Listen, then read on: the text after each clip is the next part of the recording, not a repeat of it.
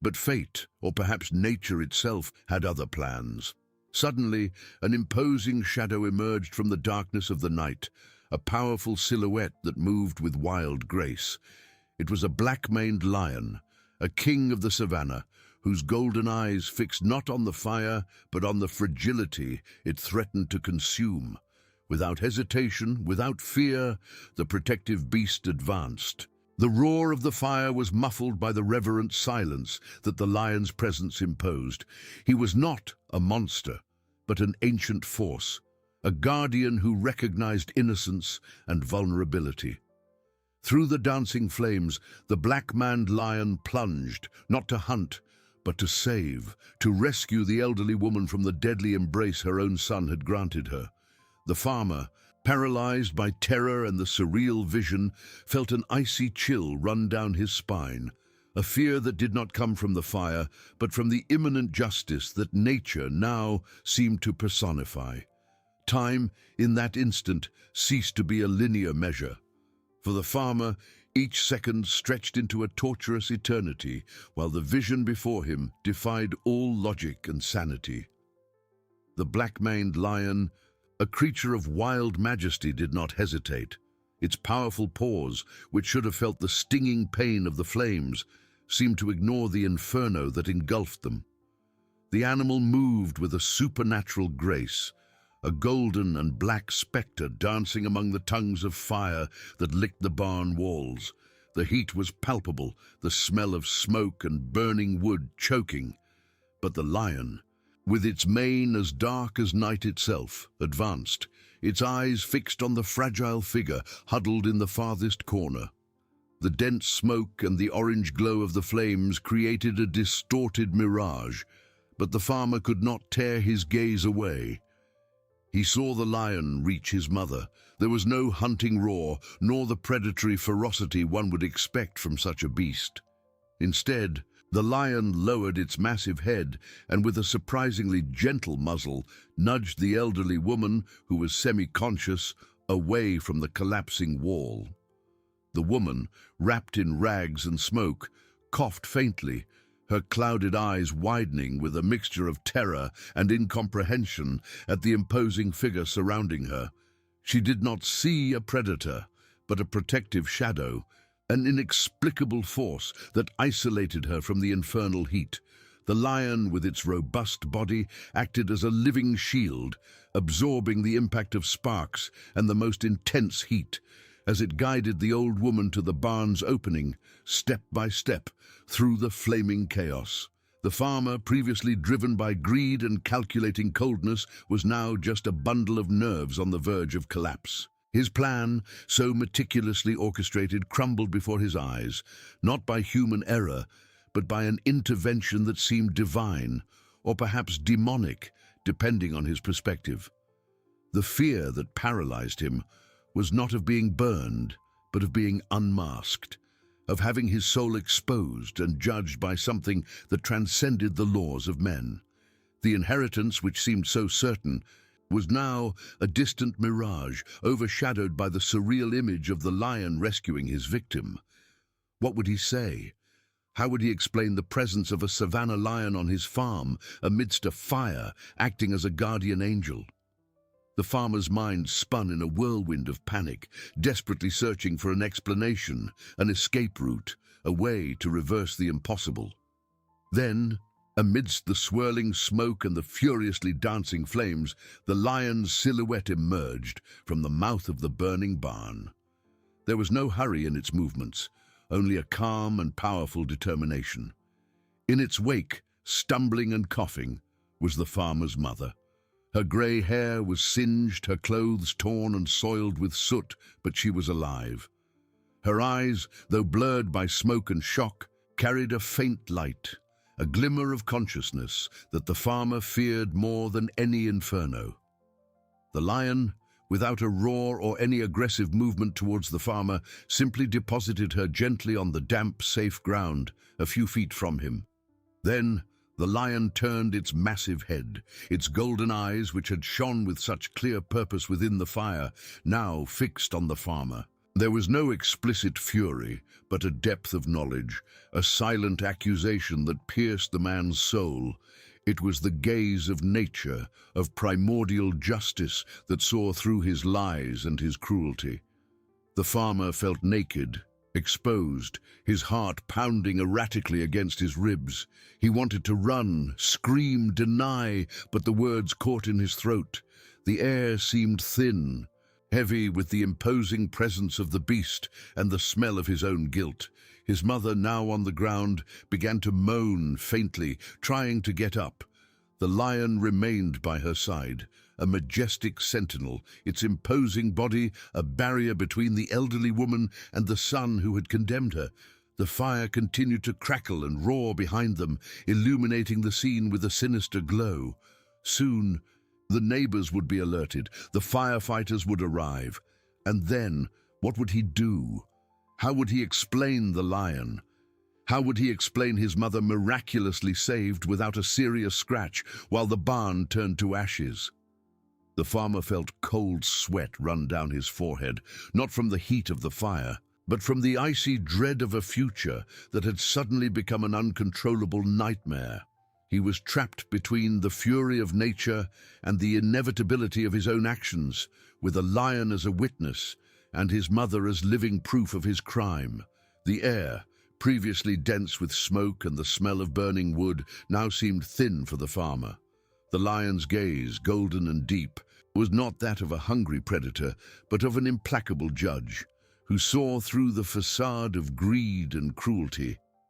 Each beat of the farmer's heart echoed in his ears like a drum of condemnation, while the reality of his failure materialized before his eyes, not in ashes and mourning, but in life and a silent accusation. His mother was alive, and a lion, a being of legends and distant savannas, was her guardian.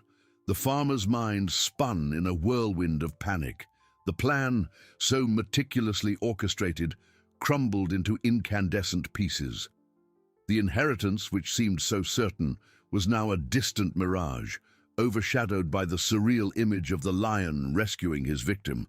What would he say? How would he explain the presence of a black-maned lion on his farm amidst a fire, acting as a guardian angel? Human logic had no room for such an aberration. He couldn't just point to the beast and say, "He saved her." It would be the confession of a delusion, or worse, irrefutable proof of his guilt. For who else could have invoked such a creature, or who else would have a motive to wish the old woman's death? His mother, now on the damp, safe ground, began to moan faintly, trying to get up. Her clouded eyes, still blurred by smoke and shock, slowly focused on the imposing figure beside her. There was no fear in her gaze, only a serene confusion, almost an acceptance of the inexplicable. The lion remained by her side, a majestic sentinel, its imposing body a barrier between the elderly woman and the son who had condemned her. The fire continued to crackle and roar behind them, illuminating the scene with a sinister glow, painting dancing shadows that seemed to mock the farmer's sanity. Suddenly, the silence of the night was broken by a distant but unmistakable sound. A bark, then another, and then voices, muffled shouts approaching, laden with concern and alarm, the neighbors, the firefighters. The inevitability of his exposure approached with every second. Cold sweat ran down his forehead, not from the heat of the fire, but from the icy dread of a future that had suddenly become an uncontrollable nightmare.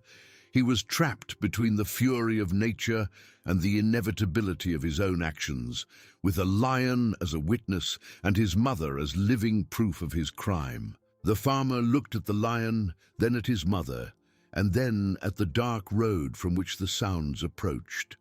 A primordial despair invaded him. He needed to do something, anything, to reverse the situation, to erase the image of the lion, to silence his mother before she could speak, before the world knew. But what? The lion was too big, too strong, and his mother, even fragile, was an undeniable presence.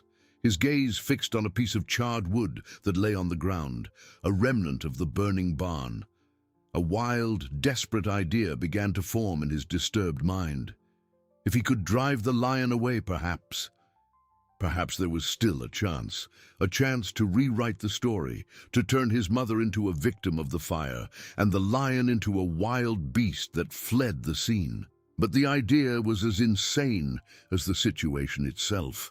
Headlights of a vehicle began to cut through the darkness of the road, and the voices became clearer, more urgent. "Fire! It's old Elias's barn!" A chill ran down the farmer's spine. Elias, his father. The barn was his father's legacy, and now his mother, Elias's widow, was there, alive, beside a lion. The lion, as if sensing the approach of humans, moved slightly, not to flee, but to position itself even more protectively over the elderly woman. Its black mane now more visible under the flickering light of the flames, and the first beams of the headlights seemed to absorb the light, making it an even more mythical and menacing figure. The farmer felt a primitive fear, a fear that did not come from physical threat, but from the threat to his very existence, his reputation, his freedom. His mother, coughing again, raised a trembling hand and touched the lion's soft mane. Her thin, wrinkled fingers caressed the dark fur with surprising familiarity. The lion did not recoil.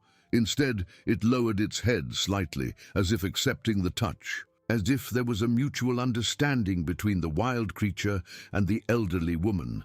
This scene, more than any other, broke the farmer. It was irrefutable proof that the lion was not a threat to her, but a savior, and by extension, an accuser for him. The first figures emerged from the darkness, running towards the burning barn. Their cries of alarm turned into exclamations of shock and disbelief as they saw the scene. The pale farmer, his mother on the ground, and the black-maned lion, majestic and still, between them and the inferno. Time, for the farmer, stopped again. The judgment would no longer be silent. It would be public, inevitable, and nature, in its wildest and most inexplicable form, would be the main witness. The first cry cut through the night air, sharper than the crackle of flames, more penetrating than the roar of the fire. "A lion! For God's sake, it's a lion!" The voices that were once of alarm and concern now transformed into a chorus of terror and disbelief. The vehicle headlights, previously just points of light in the darkness, now bathed the scene in a raw and relentless glare, revealing every grotesque detail to the eyes of the newcomers. The farmer, paralyzed, felt the gazes fix on him, not just the panicked gazes of the neighbors, but the overwhelming weight of the lion's gaze and the slow, painful emergence of consciousness in his mother's eyes. He was the center of an infernal stage, illuminated by fire, with the majestic beast as his supporting actor and his victim as the living proof of his crime. What would he say? How would he disprove the impossible? The neighbors, now a small, hesitant crowd at the edge of the property, pointed, whispered. Some recoiled. The fear of fire was replaced by a more primordial terror, the presence of a wild predator, a king of the savannah there, in the middle of their peaceful farm. But the lion did not move. It remained there, a statue of bronze and muscle, its black mane absorbing the light, its golden eyes fixed on the farmer, as if the whole world had disappeared, and only the silent judgment between them remained. The farmer's mother, with a stronger moan, tried again to get up. Her fingers, still caressing the lion's mane, seemed to find comfort in the soft, warm fur. There was no fear in her, only a confusion that slowly dissipated, giving way to a strange serenity. She did not see a wild beast, but a protector, a four-legged angel who had snatched her from the jaws of death. This image, the mother touching the lion, was the sharpest knife in the farmer's heart. It was irrefutable proof that the beast was not a threat to her, but to him. "Elias, what's going on here?" The voice of one of the neighbors, a stout and courageous man, broke the tense silence. He approached cautiously, his eyes divided between the lion and the elderly woman on the ground. "Your mother, she's alive, and this animal?" The farmer opened his mouth, but the words did not come. His mind was a whirlwind of lame excuses, of lies that crumbled before they were even formulated. To say the lion was an escaped circus animal, ridiculous. To say he had trained it, impossible. To say his mother had been attacked and the lion saved her from some other threat, the caress on its mane disproved any aggression. He was trapped. The first firefighters arrived, their sirens tearing through the night, adding another layer of chaos and urgency to the scene. They descended from the trucks, their routine expressions transforming into absolute shock at seeing the beast. The hoses, previously ready to fight the fire, now seemed useless before that aberration. "Stay still! Don't move!" One of the firefighters shouted, pointing his flashlight at the lion, which didn't even flinch. The animal seemed oblivious to the human commotion, its attention focused exclusively on the woman it protected and the man who had betrayed her. His mother, coughing, finally managed to sit up, leaning against the lion's flank. Her eyes, now clearer, lifted and met her son's. There was no anger, no explicit accusation, only a deep sadness, a silent knowledge that pierced the farmer's soul more than any scream. It was the gaze of a mother who saw the darkness in her own son's heart and who had been saved by a creature humanity considered wild. The farmer felt the ground disappear beneath his feet. His mother didn't need to speak. Her gaze and the presence of the lion beside her were more powerful witnesses than 1,000 words. The inheritance, the money, everything seemed insignificant now, crushed by the weight of guilt and the inevitability of exposure. "Who are you?" A police officer who had arrived with the firefighters approached, hand on his gun holster. "And what is this animal? And the lady? Is she injured?" The farmer swallowed hard. He tried to formulate an answer, but his voice failed. The lion, as if sensing the increasing pressure, let out a low, guttural growl. It was not a growl of uncontrolled fury, but a warning, a reminder of its imposing presence. The officer instinctively stepped back. His mother, however, raised her hand again and touched the lion's muzzle. The growl ceased. She looked at the officer, then at her son, and her voice, weak and hoarse from the smoke, finally made itself heard, laden with a clarity that chilled the farmer's blood. He saved me." She pointed to the lion, her eyes fixed on her son. "From the fire, and from something more." Those words, simple and direct, were a fatal blow. The something more hung in the air, a veiled accusation, but understood by all who witnessed the surreal scene. The farmer felt his world collapse. There was no more denying, no more fleeing. The lion had spoken through his mother's mouth, and the verdict was sealed. The hell he had planned for her now became his own. Justice, after all, had claws and a black mane. The mother's words echoed in the night, more cutting than the crackle of flames, more definitive than the roar of the fire. He saved me from the fire and from something more. The something more hung in the air, an invisible mist of accusation that spread, enveloping everyone but settling with overwhelming weight on the farmer. His world, meticulously built on the quicksand of greed and deceit, collapsed in an instant. Blood froze in his veins, and the skin of his face, already pale from shock, took on a grey and sickly hue. His eyes, previously filled with primordial despair, now reflected an abyssal void.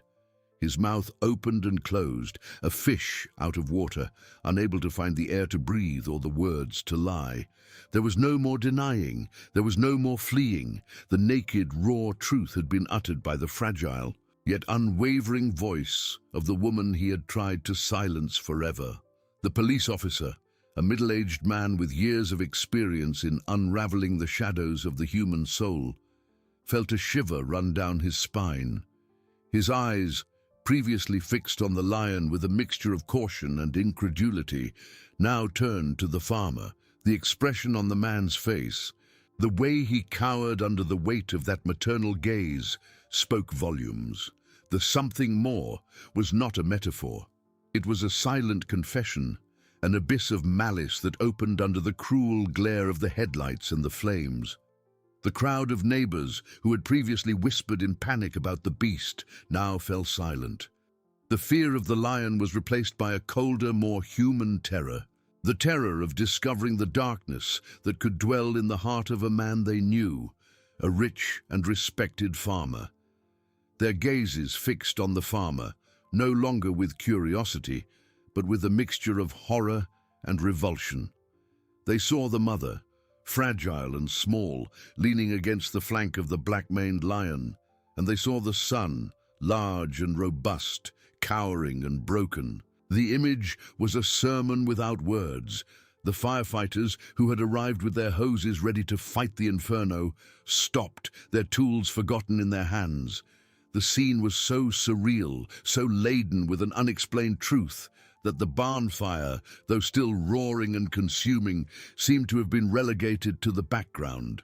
The priority was no longer to extinguish the flames, but to unravel the mystery unfolding before them, a mystery involving an elderly woman, a lion, and a son's betrayal. The lion, oblivious to the human commotion, remained motionless. Its black mane, now more prominent under the oscillating light, seemed to absorb the darkness of the night and the man's guilt. Its golden eyes, previously fixed on the farmer in a silent judgment, now turned to the mother, as if to assure her of its continued protection. It was the personification of wild justice, the unexpected guardian of truth. The farmer's mother, with visible effort, managed to rise a little more, still leaning against the lion. Her thin, wrinkled fingers gripped the soft mane, as if drawing strength from the majestic beast. She coughed again, the smoke still scratching her throat, but her voice, though hoarse, carried a new clarity, an unwavering determination she hadn't had before. He left me there," she continued, her voice faltering slightly, but gaining strength with each word. "In the barn, with the fire, to burn." Each syllable was a hammer blow to the farmer's heart, a stake driven into his soul. The crowd gasped.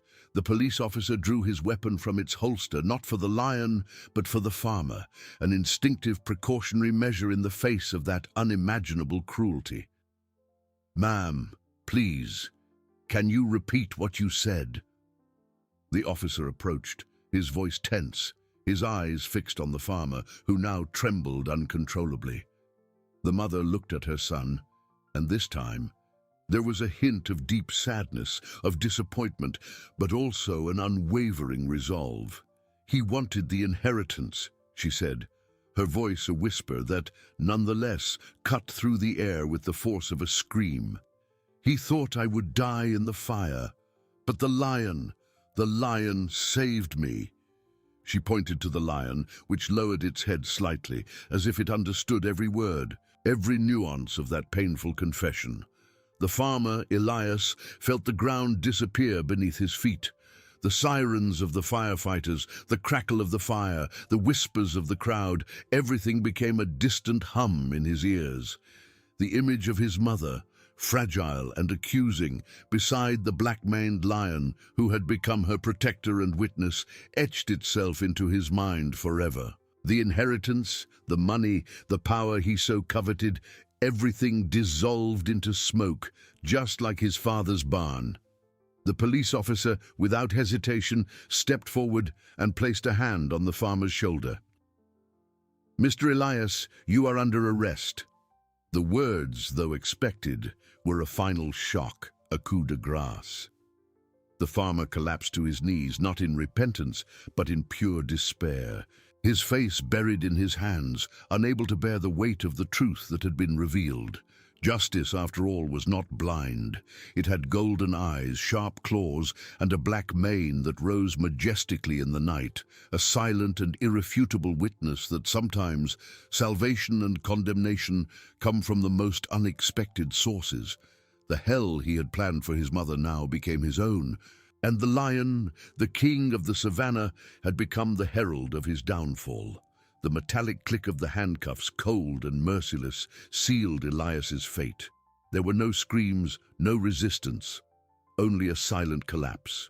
The farmer's robust body giving way under the weight of his own malice, his hands now bound behind his back, a visible symbol of his defeat.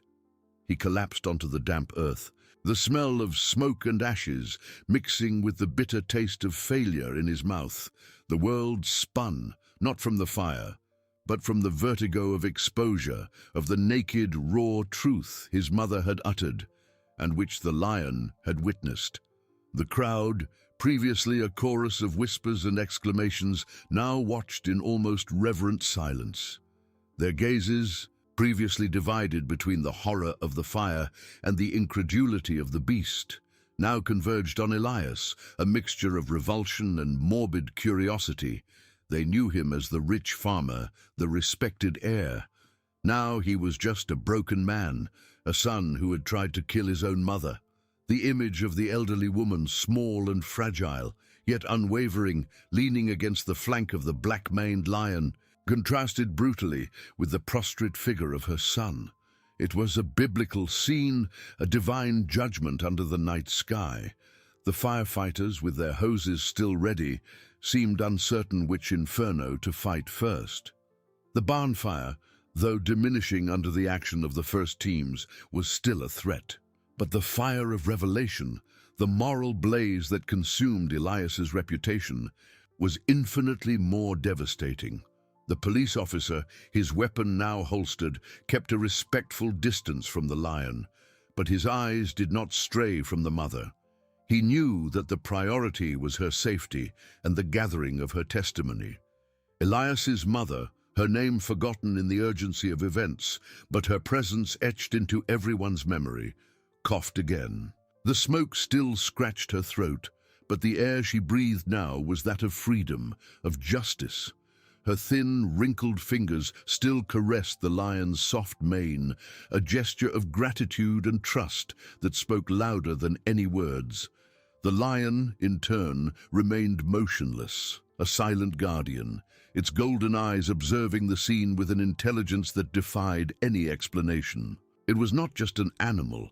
It was the personification of a miracle, of a wild intervention that had rewritten the script of tragedy. "We need to take her to the hospital, ma'am," one of the paramedics said, approaching cautiously, stretcher in hand. The mother shook her head, a weak but determined gesture. "Not without him," she murmured, her voice hoarse but firm, pointing to the lion. The tension returned to the air, a new layer of complication. How would one transport an elderly woman who refused to leave her protective lion? And how would one deal with the lion itself? The police officer approached, his expression a mixture of perplexity and pragmatism. "Ma'am, we understand he saved you, but he's a wild animal. We can't just take him with us." The mother gripped the lion's mane more tightly. Her eyes, which had seen the darkness in her son's heart, now shone with an unwavering determination. "He won't harm me. He's my protector. If I go, he goes with me." A murmur ran through the crowd. Some neighbors, who had witnessed the entire scene, nodded in silence. They had seen the lion enter the fire, save her, protect her. To them, he was no longer a threat, but a four-legged hero. But for the authorities, the situation was unprecedented. A black-maned lion in the middle of a farm, after a fire and an attempted murder. The police officer sighed, running a hand over his face. "We'll need to call animal control, ma'am. It's standard procedure." The mother frowned, and the lion let out a low, almost imperceptible growl. But it made the officer instinctively step back. It was a warning, a reminder that despite its calm, the beast was still a force of nature. Elias, still prostrate on the ground, raised his head. His eyes, red and swollen, met the lion's. There was no more hatred, only a paralyzing terror. The lion was his executioner, the mirror of his own cruelty, the herald of his condemnation. He had underestimated life, justice, and the universe's capacity to send a savior with claws and a black mane. The night advanced, but the scene remained frozen in time, under the oscillating light of the flames and the headlights. The fire in the barn, now under control, left behind only smoking ruins. But the ruins in Elias's life, and the new and unexplained connection between an elderly woman and a lion, were just the beginning of a story the farm would never forget. The question of what to do with the lion hung in the air, as imposing and mysterious as the animal itself. The mother, its protector, would not yield. And the lion, the king of the savannah, seemed to have no intention of abandoning its queen. The tension, far from diminishing with Elias's arrest, only transformed, opening a new chapter of uncertainties and wonders. The night, already heavy with the smell of smoke and the shadow of betrayal, seemed to stretch indefinitely. The click of Elias's handcuffs had silenced the crowd, but the tension in the air was palpable, now focused on the elderly woman and her unexpected protector. The paramedics, with their stretchers and first aid kits, hesitated.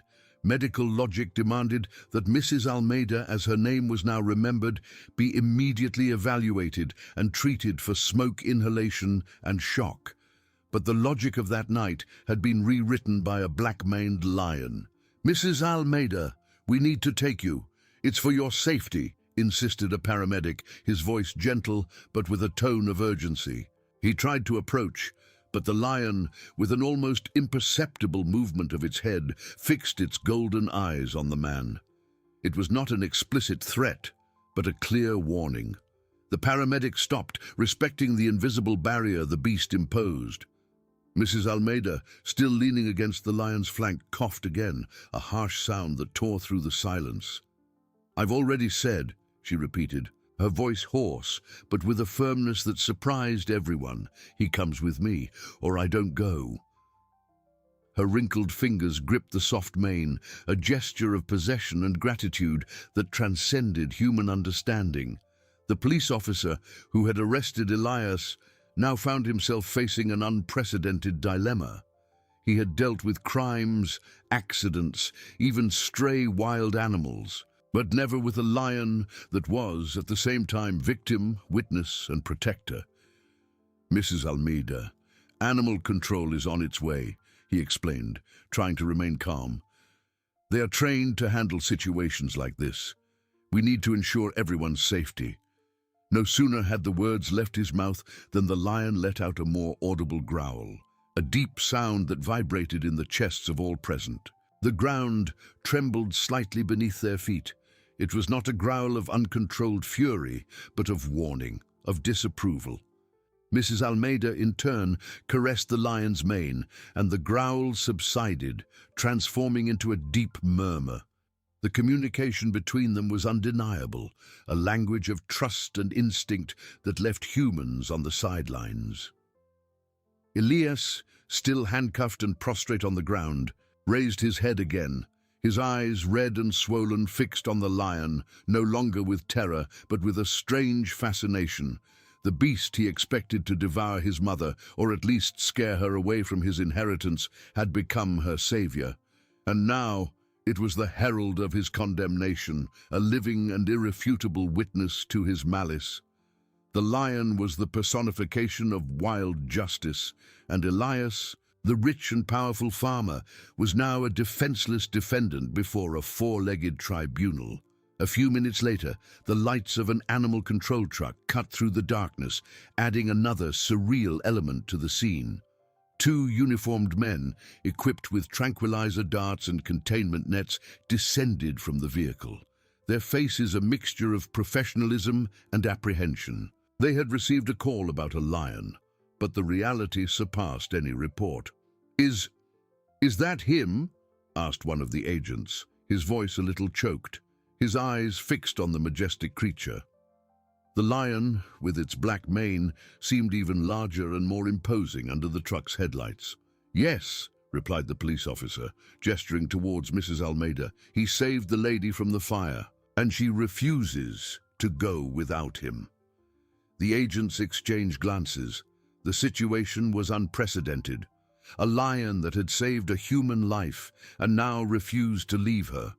Professional ethics dictated the containment of the wild animal, but the scene before them challenged any protocol. "Ma'am, we understand your gratitude," said the older agent, attempting a softer approach. "But a lion is a wild animal. We can't take him to a hospital. It's very dangerous." Mrs. Almeida, with a strength that seemed to spring from her connection with the beast, raised her head. "He's not dangerous to me," she retorted, her voice gaining a tone of defiance. "He saved me when my own son abandoned me to die. He is my family now." A murmur of approval ran through the crowd. The neighbors, who had witnessed the scene from the beginning, now saw the lion not as a threat, but as a miracle. The story of Mrs. Almeida and her protective lion was already being woven into everyone's minds, a legend that would be told for generations. The lion, as if it understood every word, inclined its head slightly, its golden eyes fixed on the agents. It was a look of intelligence, of understanding, but also of an unwavering determination. It would not yield. Mrs. Almeida was its responsibility, its protected one. The animal control agent sighed. "We need a plan B," he murmured to his partner. "We can't just force her. And we can't risk anyone's safety." While the agents deliberated, Mrs. Almeida, with visible effort, tried to sit up a little more, still leaning against the lion. She looked at Elias, who was still on the ground, handcuffed. There was a hint of sadness in her eyes, but also a cold resolve. The pain of betrayal was deep, but the gratitude for life and for the being who had granted it was even greater.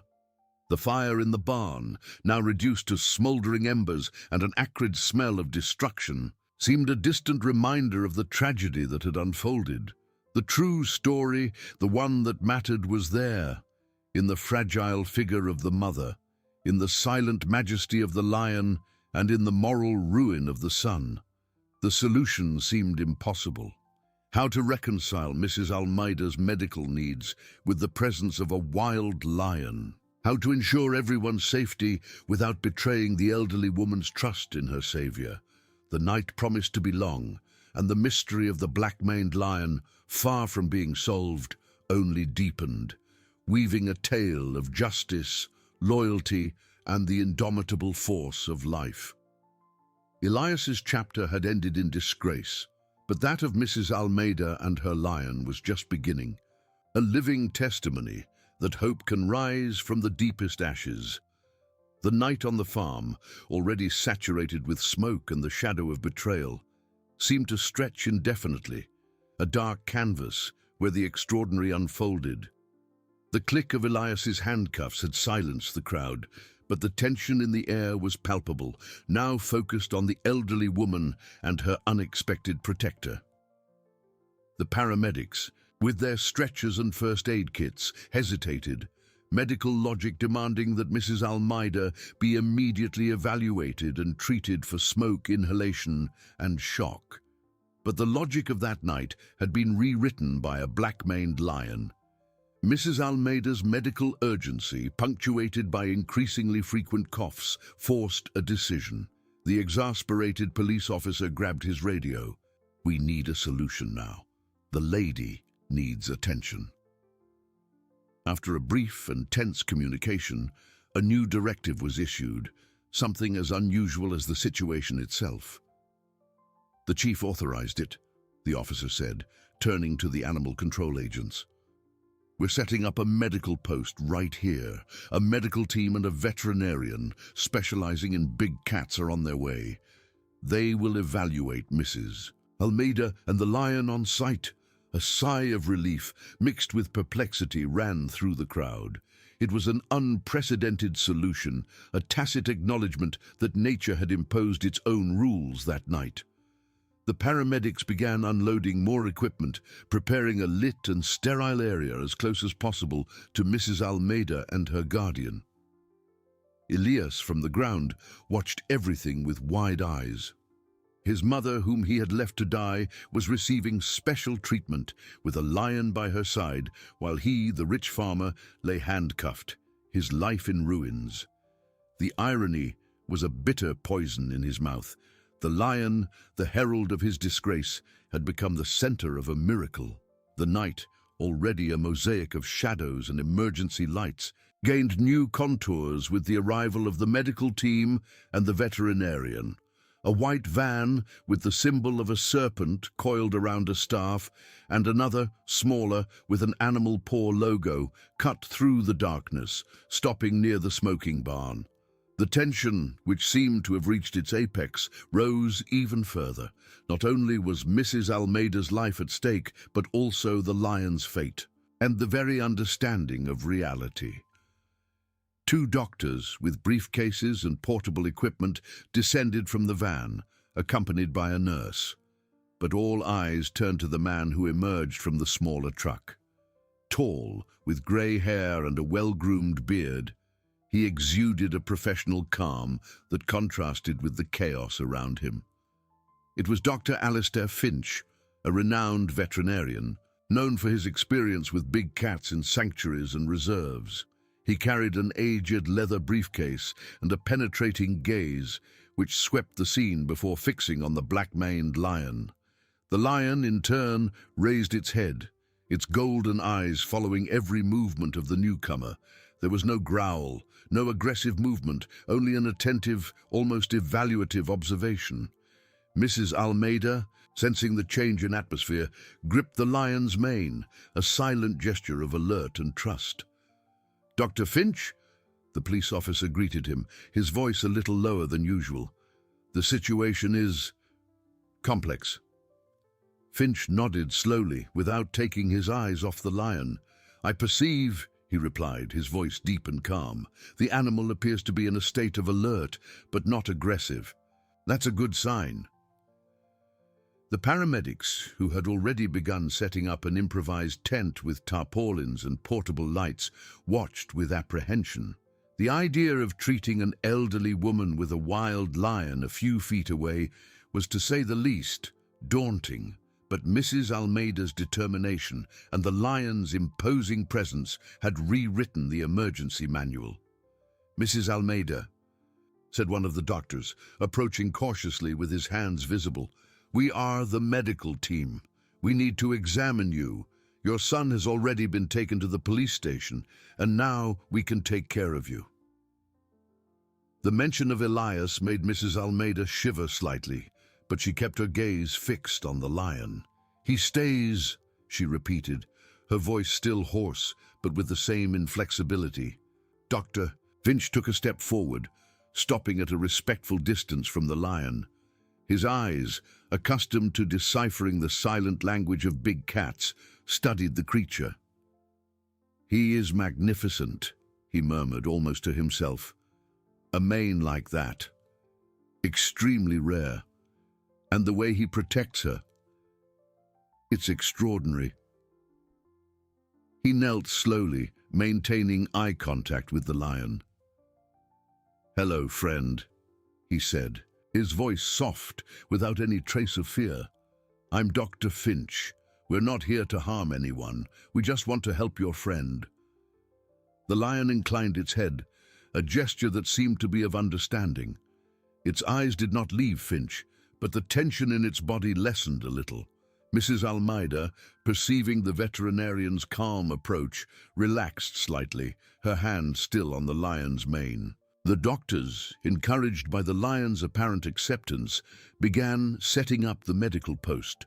A stretcher was placed on the ground, covered with a clean sheet.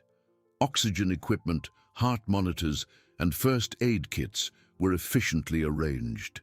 The scene was surreal, a field hospital set up under the stars beside a ruined barn with a lion as a bodyguard. "Mrs. Almeida, can we bring you over here?" asked the nurse, pointing to the stretcher. "It will be more comfortable for you." Mrs. Almeida looked at the lion as if asking for permission. The lion, with a slow and calculated movement, began to rise, helping her to steady herself. It moved with her, step by step, to the stretcher, and only then did Mrs. Almeida lie down, the lion settling beside her, its large, furry head resting near her hand. It was an image of loyalty that defied logic, living proof that love and protection could arise from the most unexpected sources. The doctors and nurse, with caution, began to examine Mrs. Almeida. They checked her vital signs, listened to her lungs, which still presented a worrying wheeze due to smoke inhalation. The lion observed every movement, its golden eyes following the hands that touched the elderly woman. Any sudden movement, any unexpected sound, and a low, guttural growl emerged from its chest, a constant reminder of its protective presence. Dr. Finch, meanwhile, was on his own mission. He had taken a small pair of binoculars from his briefcase and observed the lion closely, noting the condition of its fur, its musculature, the way it breathed. He also observed the interaction between the lion and Mrs. Almeida, the subtlety of their communication. "He is not an ordinary lion," he murmured to the police officer who had approached. "Not just because of the mane.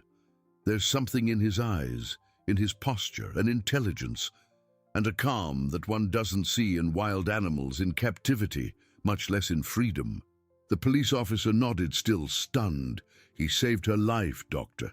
He went into the fire. No one understands how." Finch frowned.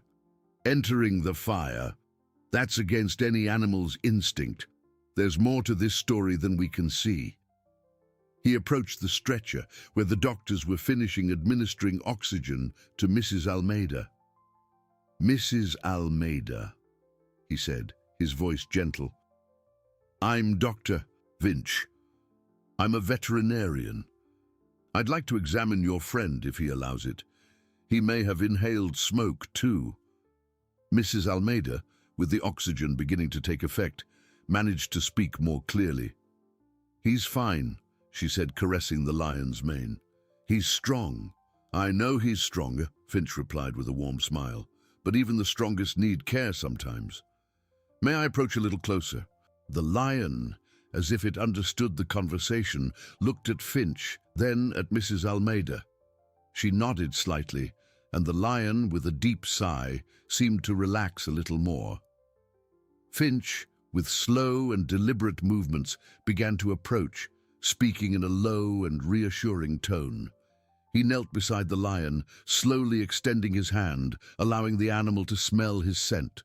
The crowd watched in silence.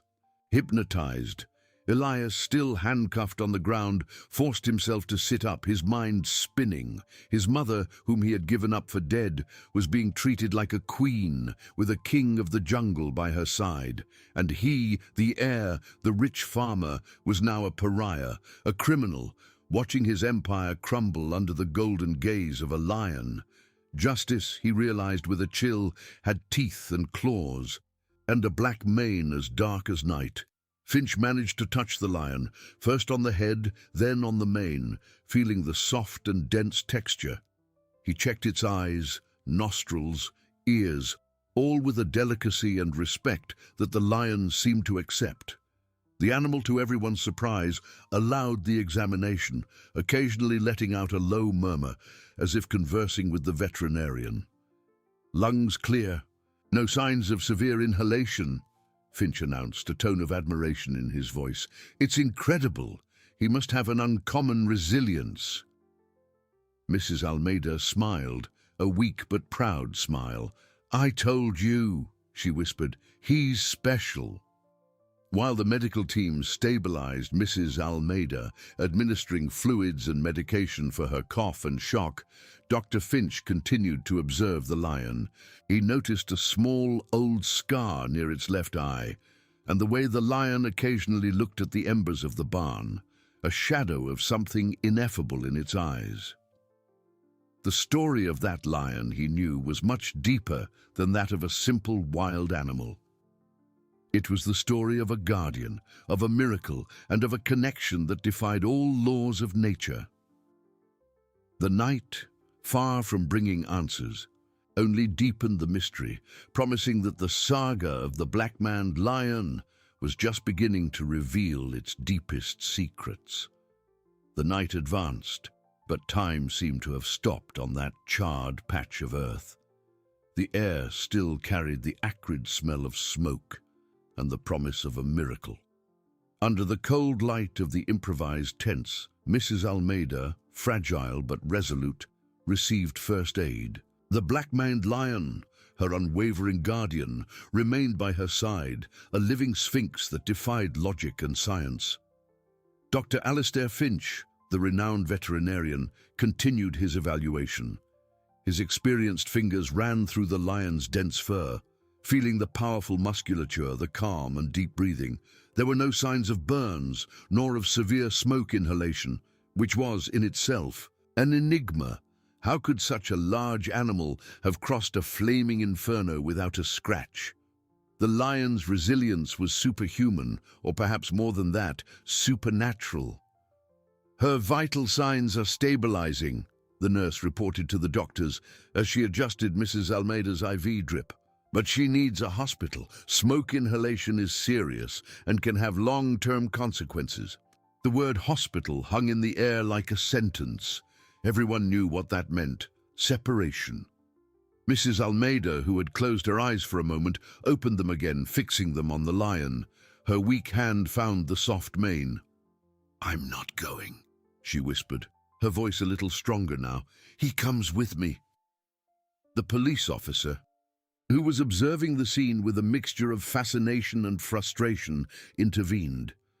"Mrs. Almeida, we understand your concern, but we cannot take a wild lion to a hospital. It's impossible."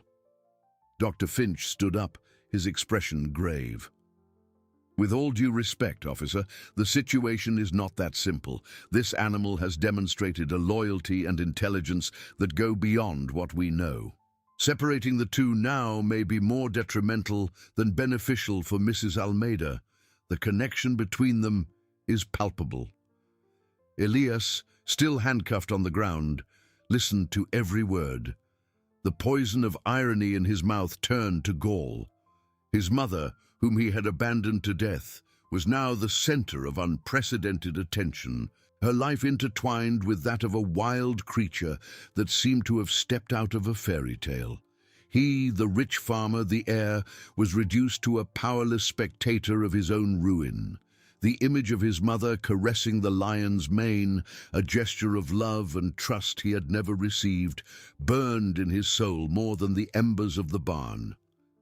"We need a solution," one of the doctors said, visibly exasperated.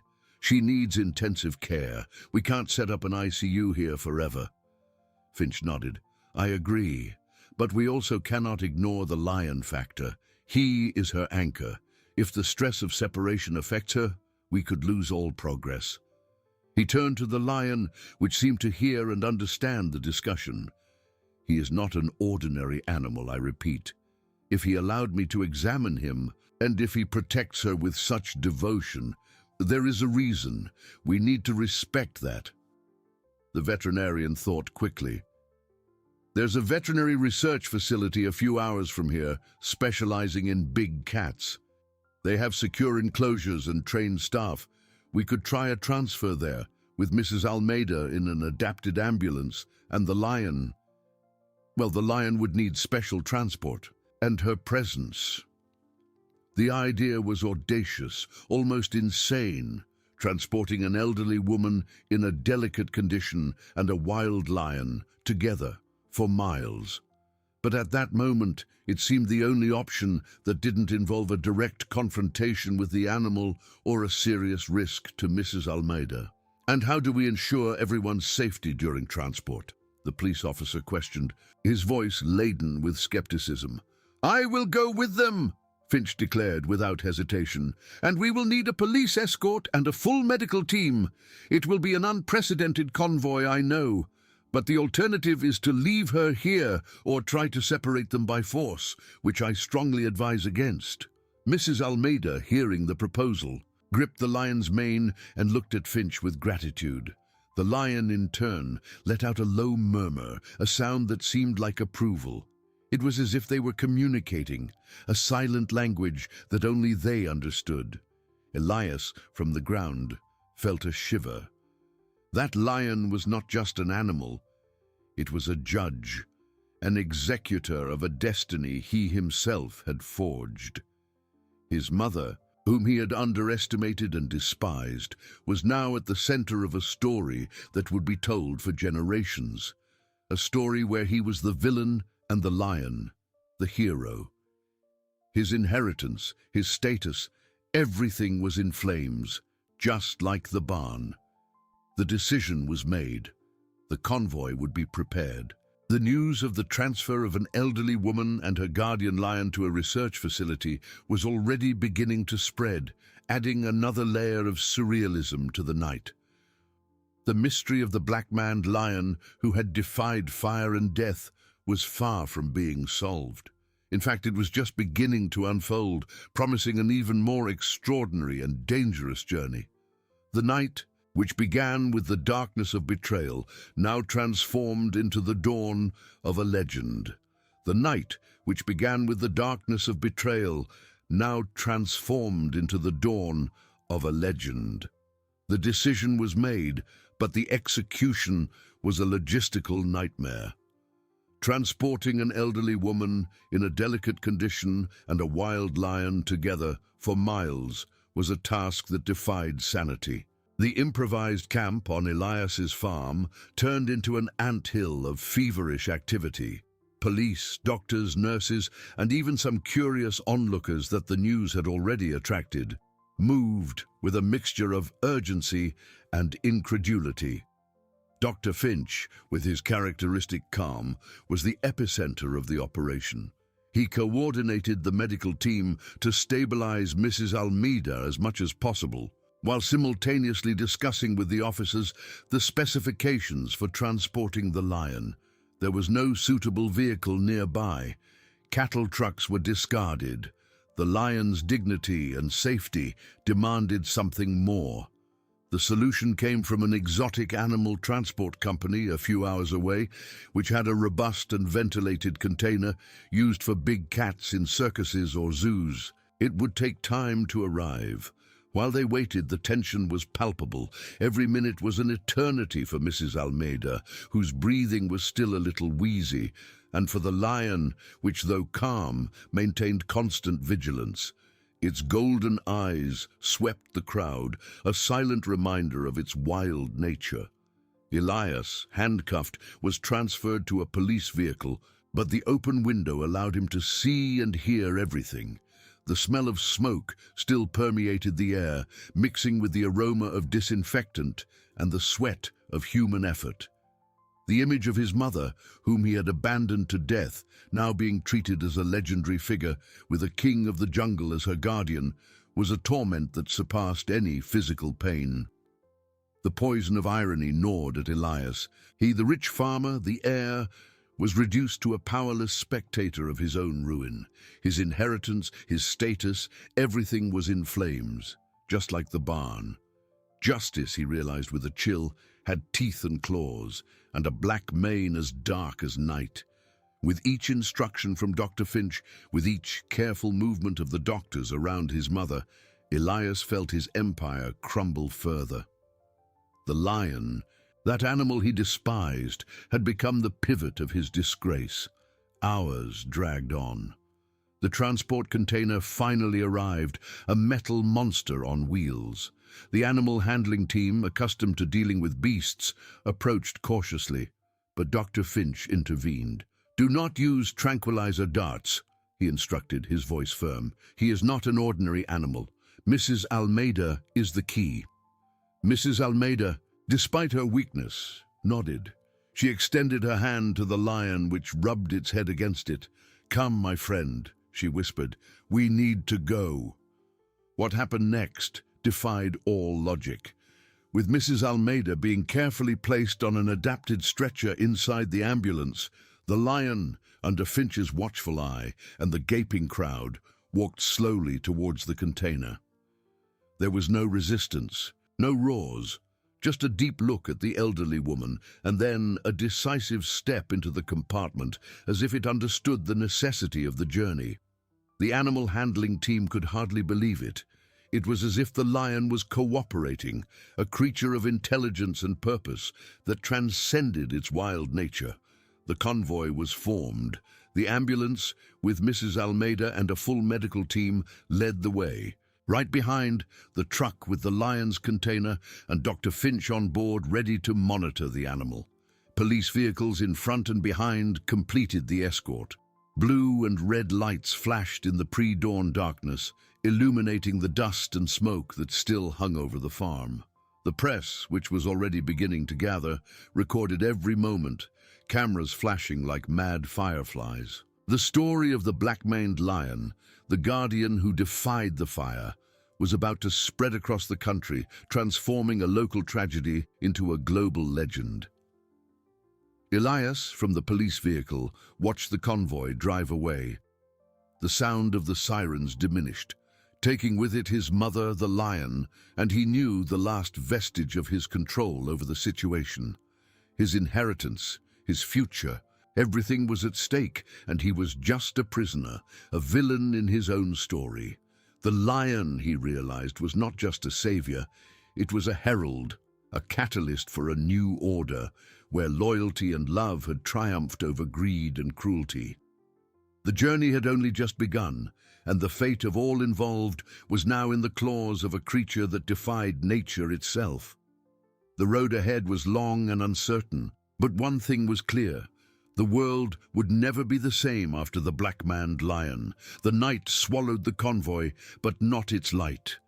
The sirens, once a distant lament on Elias's farm, now tore through the darkness of the road, a surreal procession of metal and purpose. Each flashing light, blue and red, was a pulse, a heartbeat of a story that refused to be contained. The dust of the farm was left behind, replaced by the damp asphalt of dawn, but the smoke of betrayal still hung in the air, an olfactory reminder of the inferno that had been averted by a black-maned miracle. Inside the ambulance, the world moved at a different pace. Mrs. Almeida, wrapped in blankets and wires, was a beacon of fragility and resilience. Her eyes, though tired, maintained a fixed gaze on the back of the truck ahead, where she knew her guardian traveled. With each jolt, each turn, she felt his presence, an invisible anchor that tethered her to life. The medical team worked in silence, monitoring every beat, every breath, aware that they were not just transporting a patient, but a vital link in an unprecedented chain of events. Dr. Finch, in the truck carrying the lion, felt the soft roar of the engine beneath his feet. He observed the robust container, a temporary cage for a creature that had defied all definitions of wild. The lion was calm, its golden eyes reflecting the lights of the road, a king on its improvised throne. Finch thought of the audacity of that decision, the calculated madness of transporting a predator and its human, protected one across miles of civilization. But the alternative, he knew, was death, either by forced separation or by neglect. The connection between them was a force of nature, as powerful as the fire the lion had faced. Meanwhile, in the police vehicle bringing up the rear of the convoy, Elias was a prisoner of his own mind. The handcuffs on his wrists were a constant reminder of his impotence, but it was the image of the convoy driving away that tormented him most. His mother, whom he had condemned to death, was now the center of a royal procession, her life intertwined with that of a lion the world was about to deify. The poison of irony, which was once a whisper, was now a deafening scream. He, the rich farmer, the coveted heir, was being taken to prison, while his mother, the victim, was escorted like a queen. The news, like an uncontrollable wildfire, was already spreading. Radios announced breaking news flashes, televisions interrupted programming to show grainy images of the burning barn and the miraculous rescue. Social media exploded with the hashtag or Black Maned Lion. The world awoke to the legend, and Elias felt the weight of public judgment even before being formally accused. His reputation, his fortune, his very identity, everything was being incinerated in the bonfire of public opinion, fueled by the story of his cruelty and the heroic animal intervention. The journey was not without challenges. At one point, a group of reporters, more audacious than usual, tried to approach the convoy, forcing the police escort into evasive maneuvers. The tension increased. Dr. Finch felt a slight tremor in the lion's truck, a sign that the animal perceived the external agitation. He spoke in a low voice to the lion, words of comfort and reassurance, as if calming a child. Mrs. Almeida in the ambulance seemed to feel the same thing, a slight jolt in her heartbeat, quickly stabilized by the team.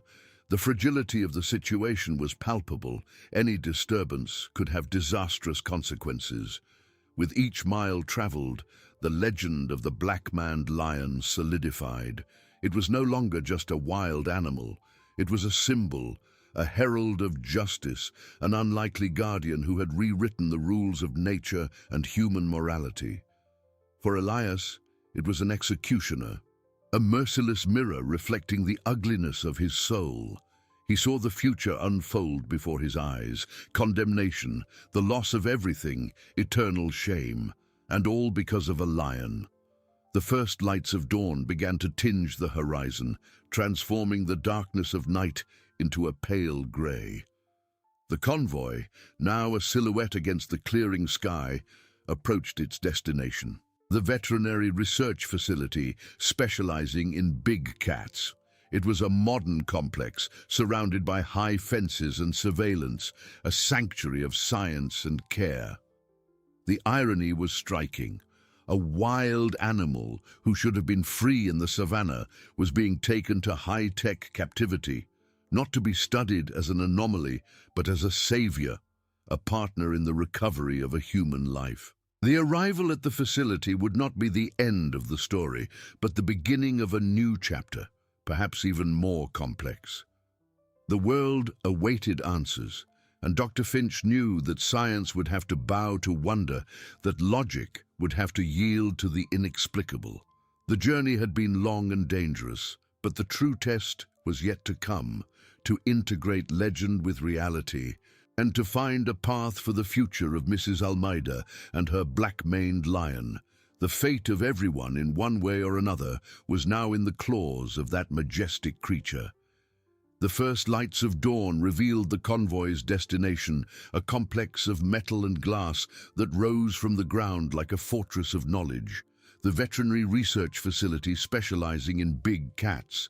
The sirens fell silent, replaced by the hum of automatic gates that opened slowly, revealing an impeccable courtyard and a team of specialists already on standby. The tension was palpable, a mixture of expectation and caution. It was not every day that a black-maned lion, hero of a fire and guardian of an elderly woman, arrived for admission. The ambulance was the first to enter, gliding smoothly to a designated drop-off area. Mrs. Almeida, pale but with an unwavering glint in her eyes, was carefully transferred to a more advanced stretcher. Dr. Finch, who had descended from the lion's truck, hurried to accompany her. "She needs intensive care, but her willpower is extraordinary," he instructed the medical team, who nodded seriously. "And keep her informed about him. The connection between them is vital for the recovery of both." As Mrs. Almeida was taken inside, the lion's truck maneuvered to an unloading platform. The animal handling team, composed of experienced veterinarians and zoologists, approached with a mixture of respect and apprehension. The transport container, now under the cold light of dawn, seemed even more imposing. Dr. Finch, with his calm and authoritative voice, coordinated every movement.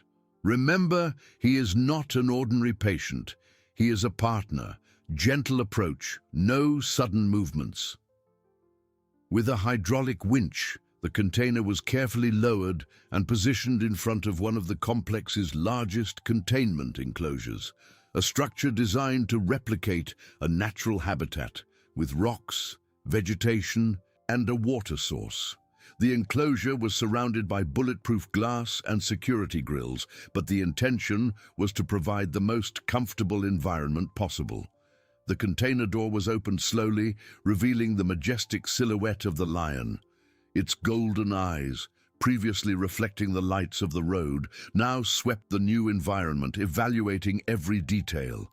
There was no roar, no sign of aggression, only a silent, almost thoughtful observation.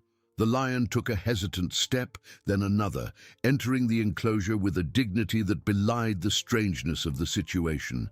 It sniffed the air, felt the ground beneath its paws, and finally lay down on an elevated spot from where it could observe the entire area.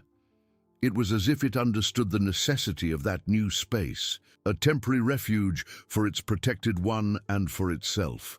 Dr. Finch felt a deep relief, but knew that the real battle was just beginning. Keeping a wild lion with such singular intelligence and purpose in a captive environment, even a high-tech one, would be a continuous challenge. Outside the gates, chaos was setting in. News of the Black Mane lion's arrival had leaked, and a crowd of journalists, curious onlookers and activists already gathered, their cameras and microphones pointed at the entrance. Helicopters buzzed overhead, their rotors cutting through the morning air, transforming the sanctuary of science into a media circus. The story, which was already a legend, was about to be dissected, analyzed, and, inevitably, distorted. In the police vehicle, parked at a safe distance, Elias watched the spectacle. The handcuffs on his wrists seemed to tighten with each camera flash, each shout from the reporters. He saw the lion, which he considered a beast, being treated with reverence, while his mother, whom he had tried to sacrifice, received the best medical care. The poison of irony now was not just a scream, but an infernal orchestra in his mind.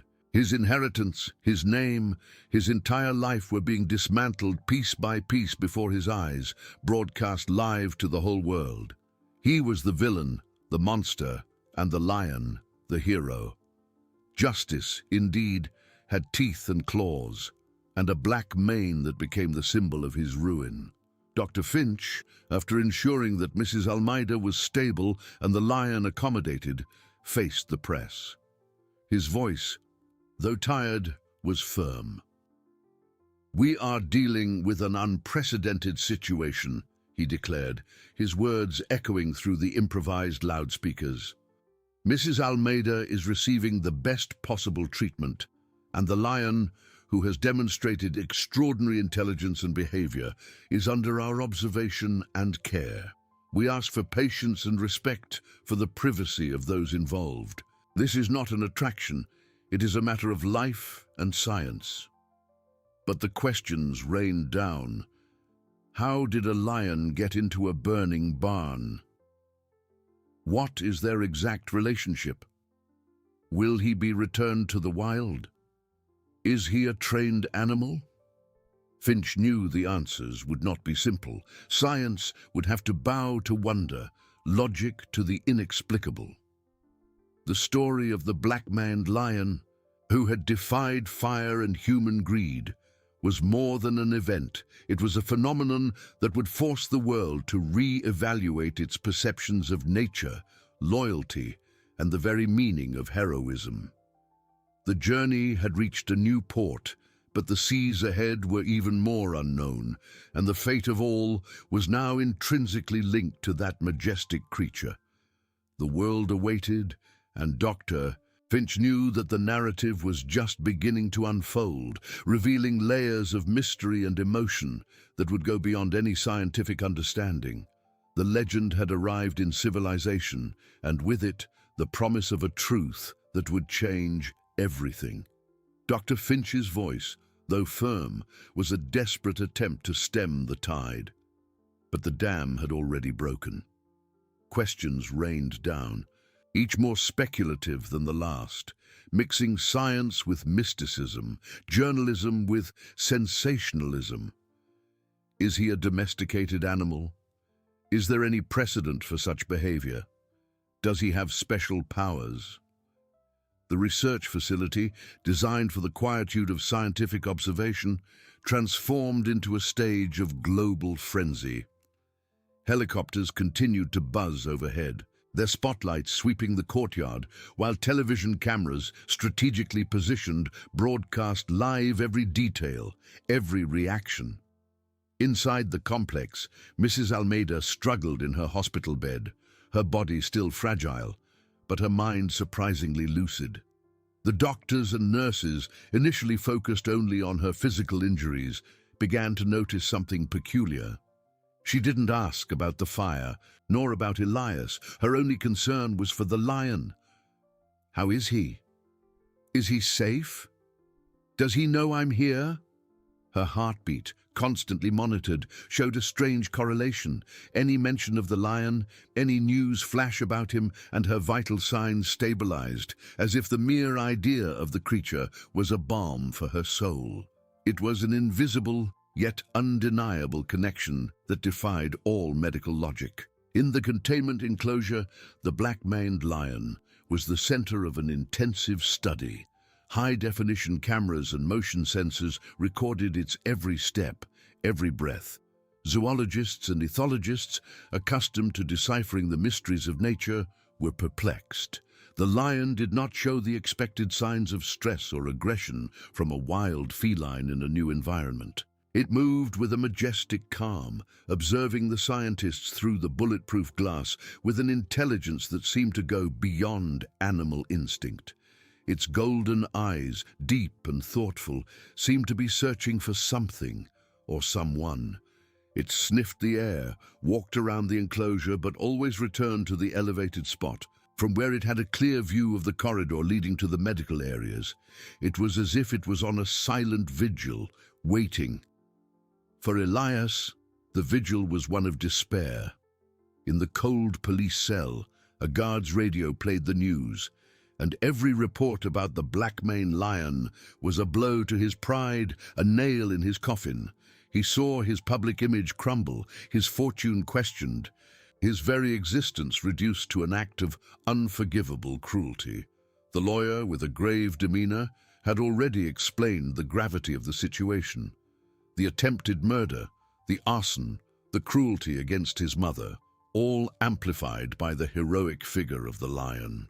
Public opinion had already condemned him. He was the villain of a story the whole world was devouring, and the lion, the beast he despised, was the savior, the herald of a wild and implacable justice. Dr. Finch, exhausted, finally managed to step away from the press, leaving the security team to handle the crowd. He knew that the external battle was only the beginning. The real struggle would be internal, within the walls of that facility. How to explain the inexplicable.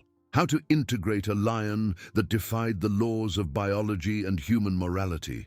Science, which he so revered, was being put to the test.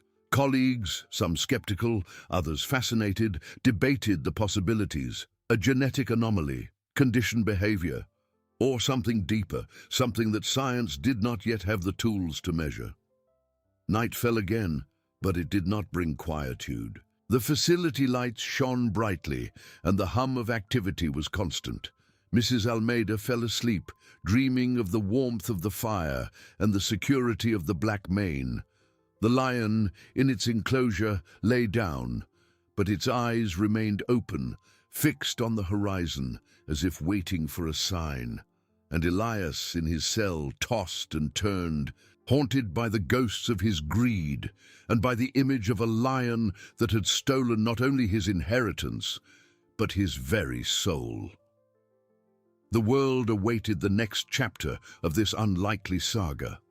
The legend of the black-maned lion had reached civilization, and with it the promise of a truth that would change everything. Dr. Finch felt the weight of that promise. He knew he was not just caring for an animal and a patient, he was at the epicenter of a revolution, a redefinition of what it meant to be wild, to be human, and to be a hero. The fate of everyone now was in the claws of that majestic creature, and the narrative was just beginning to unfold, revealing layers of mystery and emotion that would go beyond any scientific understanding. The promise of a truth that would change everything hung in the air, heavy and imminent. Dr. Finch felt it as a burden, but also as a lit flame in his scientific spirit. The facility, once a sanctuary of research, was now an epicenter of frenzy, with the incessant buzz of helicopters and the flash of television cameras transforming the night into an artificial day. The world waited, and the narrative, indeed, was just beginning to unfold. Within the bulletproof glass walls, Mrs. Almeida struggled in her hospital bed. Her recovery was remarkable, but the fragility of her body was still evident. The doctors, perplexed by her resilience, noticed a strange restlessness. Her eyes, previously fixed on the ceiling, now drifted to the window, as if searching for something beyond the night landscape. It was during one of the night rounds that Dr. Ramirez, a young neurologist, noticed the correlation. Mrs. Almeida's heartbeat, which fluctuated with pain and fatigue, abruptly stabilized whenever a news bulletin about the lion was broadcast on the nurse's lounge monitors. It wasn't just an improvement, it was a visceral connection, an invisible bond that defied all medical logic. "Is he okay?" Mrs. Almeida whispered to Dr. Ramirez on a particularly agitated night. "The lion, is he safe?" Her voice was weak, but the concern was palpable. Dr. Ramirez, who had been one of the most skeptical, felt a shiver. It was not the concern of a victim for her savior, it was the concern of a mother or a partner for her loved one. Meanwhile, in the containment enclosure, the black-maned lion maintained its silent vigil. High-definition cameras recorded its every movement, every breath, but did not reveal the depth of its thoughts. It did not roar, did not scratch the bars, did not show signs of panic or aggression. Its golden eyes, however, were always fixed on the corridor leading to the medical areas, as if it could feel Mrs. Almeida's presence miles away. Ethologists debated instinct, memory, or something more. It was Dr. Finch who had the idea, driven by Dr. Ramirez's observation and by his own intuition that pure science rarely allowed. He proposed an experiment. With the cautious approval of the team and under the surveillance of dozens of cameras, Mrs. Almeida's bed was carefully moved to a room adjacent to the lion's enclosure. A wall of bulletproof, yet transparent, glass would separate them. The tension in the room was palpable. Mrs. Almeida, pale, but with a glint of expectation in her eyes, was positioned. On the other side of the glass, the lion, which had been lying down until then, raised its head. Its golden eyes met hers. There was no roar, no leap, only a silent, profound recognition. The lion walked slowly to the glass, its black mane brushing the cold surface. It sat down, majestic, and fixed its gaze on the elderly woman. At that moment, Mrs. Almeida's monitors spiked. Her heartbeat stabilized, her breathing deepened. A gentle smile, the first in days, lit up her face. She extended her trembling hand, touching the glass, and the lion, on the other side, inclined its head as if it felt the touch through the impenetrable barrier. It was a scene of overwhelming beauty and simplicity, a bond that transcended species, logic, and science itself. Dr. Finch, observing from a control room, felt tears well up. The truth he had sought so much was not in graphs or equations, but in that moment of pure connection. It was not a trained animal, nor a genetic anomaly. It was loyalty, empathy, a heroism that defied definition itself. The black-maned lion was not just a savior, it was a mirror, reflecting the capacity for love and sacrifice that humanity often forgot. Outside, news of the reunion leaked. Images, captured by an internal security camera and released by an anonymous source, swept the world. The media frenzy reached a new peak, but this time the narrative shifted. It was no longer about a mystery or a circus.